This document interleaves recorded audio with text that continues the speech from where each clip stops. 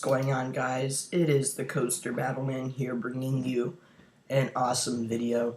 It's another roller coaster review on review week, and it's another massive wooden coaster. I just did Mean Streak at Cedar Point due to being closed, and not Shivering Timbers, that's the coaster I'm reviewing today, and the Beast at Kings Island.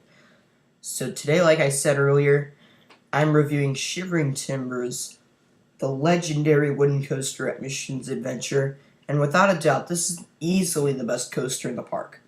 It may be a little rough, I'm just saying, but still provides an awesome ride. Like that first half of the ride gives you some amazing airtime, and that's what I love about the first half, but there are some slight problems with this ride. But there's mostly pros about this ride in my opinion. And if you can handle bearably rough coasters that are bearable like this one, I think you'll really like this coaster and consider it the best coaster in the park. But if you cannot handle this coaster, you will probably think this coaster is unbearably rough and you won't be able to ride it multiple times in a row. I actually did that when I went to Michigan's Adventure last time I went. I got to ride this coaster like 3 or 4 times in a row during the middle of the day, and I got to ride this coaster like 10 times when I was at Michigan's Adventure, which was sweet. And most of the time I actually rode back row, because the middle rows aren't as fun as probably the front or the back. But the closest I've gotten to the front row was the second row, and I actually got some stronger airtime on the second row compared to the back row, while back row was just you got flung out of your seat on the first drop, but there wasn't as much airtime.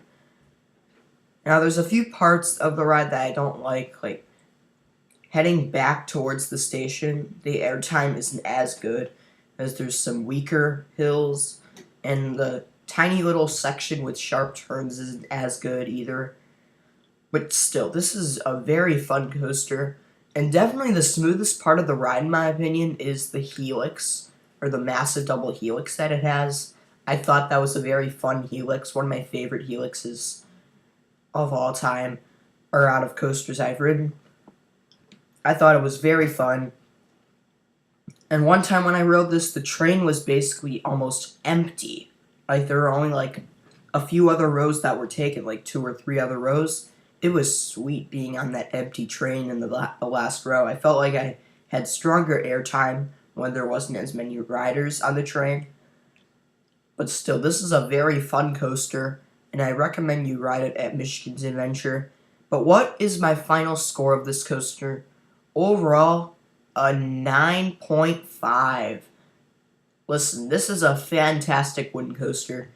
The complaints I have are super minor, but you could rank this a lot lower. If you hate wooden coasters, you could probably rate it like a 4. But seriously, this is an amazing wooden coaster. The first half is basically the reason why you should ride this coaster, and this coaster is just the reason why you should head to Michigan's Adventure. And thank you for watching.